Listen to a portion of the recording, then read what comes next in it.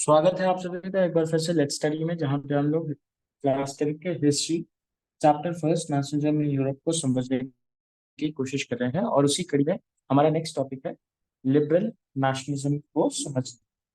इस वीडियो में हम समझेंगे कि लिबरल लिबरल नेशनलिज्म क्या होता है, कैसे, क्या इसका मतलब है और क्या क्या चीजें हमें एग्जाम के पर्सपेक्टिव से याद रखनी होगी।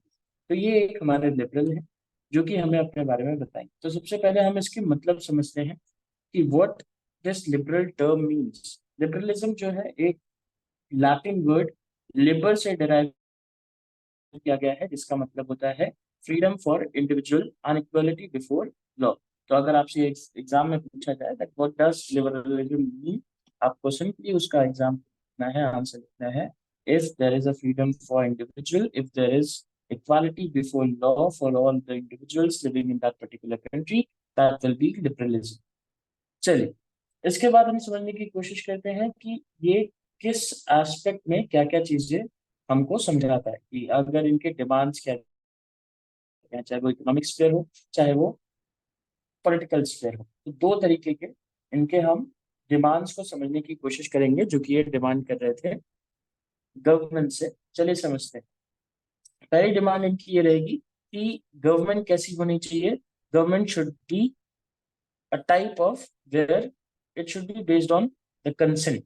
और अगर कंसेंट पे बेस्ड है, इसका मतलब वो इलेक्शंस की बात कर रहे हैं। दूसरा यहाँ पे है कि आपको गवर्नमेंट एक ऐसी चाहिए होगी जहाँ पे प्रिविलेजेस को खत्म किया जाए, end of autocracy and clerical privileges को खत्म किया जाए।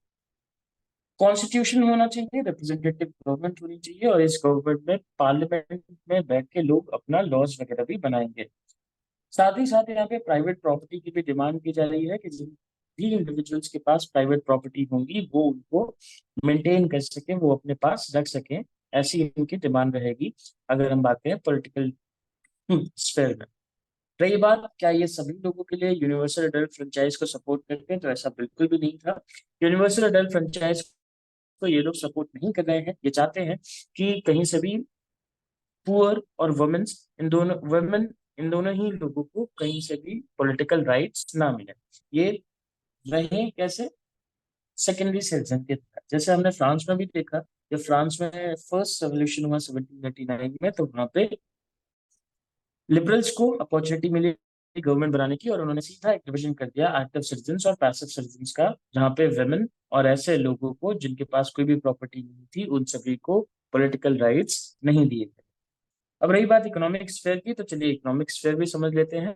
तो यहाँ पे एक creation of unified economic territory की ये मांग कर रहे हैं, जहाँ पे अनहिंड्रेंस अनहिंडर्ड मूवमेंट ऑफ कैपिटल होना चाहिए, पीपल होना चाहिए, गुड्स होना चाहिए। ये चाहते हैं कि एक ऐसा पूरा का पूरा सिस्टम बनाया जाए जहाँ पे अगर हम अलग अलग कंट्रीज या अलग अलग स्टेट्स में जाएं, तो बाउंड्री क्रॉस करने पर भी हमको कोई भी टैक्स देना ना पड़े, या टैक्सेस कम हो जाए, और यहाँ पे हिंड्रेंस कम हो जाए, रुकावटें कम हो सके। यहाँ पे गुड्स, पीपल, कैपिटल, इन तीनों की जी मूवमेंट फास्ट हो सके, ताकि इनका जो ग्रोथ है वो और अच्छा हो सके, और ज्यादा पैसे ये लोग कमा सकें सोसाइटी से।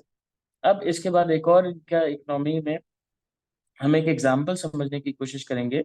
जर्मनी के 39 स्टेट्स थे, और उन 39 स्टेट्स में कहीं से भी यूनिटी नहीं थी।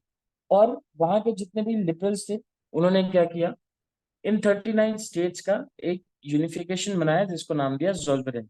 और ये जो जोल्वेरिन है, यहाँ पे यही सारी बात कि movement of goods, people and capital, इन तीनों को ज्यादा फास्ट करने के लिए जो कस्टम यूनियन से उनको बनाए गए, जहाँ पे इन्होंने अपने करेंसीज को एक किया। उसके अलावा जो वेइंग सिस्टम था उसको यूनिफॉर्म किया, जिससे कि अलग अलग जगहों पे अलग अलग वेइंग सिस्टम की वजह से कोई भी डिस्टरबेंस क्रिएट ना हो। तो ये तो एक एग्जाम्पल हो गया जो कि ये लोग डिमांड कर रहे थे कि हमें कैसा इकोनॉमिक स्फेयर चाहिए होगा, कैसा हमें एक सॉरी यूनिफाइड इकोनॉमिक टेरिटरी चाहिए होगी। तो ये तो रहा लिबरलिज्म का मतलब। इस वीडियो में हम इतना ही रखेंगे। नेक्स्ट सारी चीजें हम नेक्स्ट वीडियो में डिस्कस करेंगे। तब तक के लिए आप पढ़ते रहिए, देखते रहिए लेट्स स्टडी चैनल को, और सब्सक्राइब करिए हमारे इस चैनल को, ताकि हम आप तक अपने आने वाले अपडेट्स को पहुंचा सकें। Thanks a lot, take care, stay safe, bye.